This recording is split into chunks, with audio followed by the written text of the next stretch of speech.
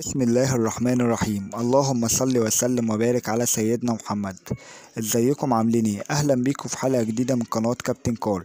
النهاردة جايب لكم 5 انواع عربيات معايا: عربية اسبرانزا، وعربية رينو، وعربية شاهين، وعربية مازدا، وعربية اكسل. يلا نبدأ نشرح مواصفات العربية الاسبرانزا. اسبرانزا A 620 موديل 2007، صاحبها بيتكلم في 200,000 جنيه. العربية بسم الله ما شاء الله فابريكا دواخل. العربية اوتوماتيك. العربية مكنة لانسر 2000 سي سي. العربية فيها رخصة 7 شهور مرور النزهة. العربية فيها ازاز كهرباء، عفشة جيدة، بطارية جديدة.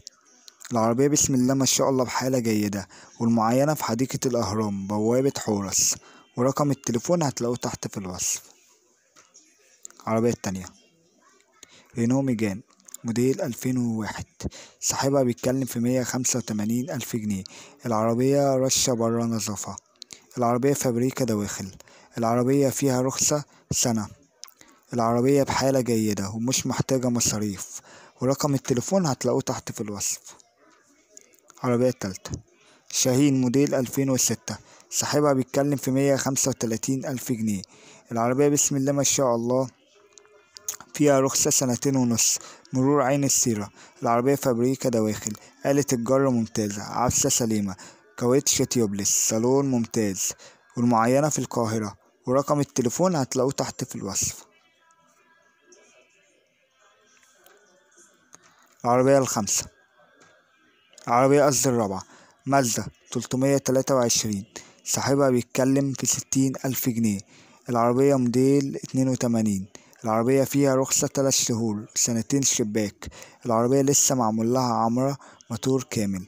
العربية بحالة جيدة ومش محتاجة مصاريف، ورقم التليفون هتلاقوه تحت في الوصف. العربية الخامسة هيوندا اكسل موديل 98، صاحبها بيتكلم في 125,000 جنيه. العربية مكنة 1500 باور، تكييف، رخصة 3 سنين، صالون الفابريكا، عداد صوت كاسيت بلوتوث، سماعة، كاوتش زيرو. العربية بسم الله ما شاء الله بحالة جيدة ومش محتاجة مصاريف، ورقم التليفون هتلاقوه تحت في الوصف. ويا ريت يا جماعة قبل ما تيجي تشتري عربية تاخد معاك فني يفحص العربية كويس قبل ما تشتريها. ولو عجبكم الحلقة ما تنسوش ان انتوا تشتركوا في القناة وتفعلوا الجرس عشان يوصلكوا كل جديد. وارقام العربيات اللي انا شرحتها دي هتلاقوها تحت في الوصف. واشوفكم في حلقة جديدة، والسلام عليكم ورحمة الله وبركاته.